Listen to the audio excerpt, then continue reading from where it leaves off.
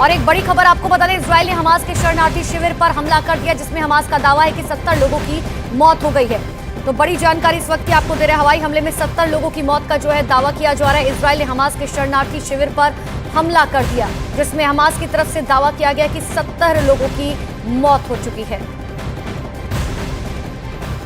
तो इस वक्त की सबसे बड़ी खबर आपको बता रहे हैं, जहां पर इजरायल ने हमास के शरणार्थी शिविर पर हमला कर दिया है, जिसमें हमास की तरफ से यह दावा किया गया कि 70 लोगों की मौत हो चुकी है और यह आंकड़ा अब भी बढ़ सकता है। जिस तरीके से यह हमला किया गया उसके बाद अफरा तफरी मच गई।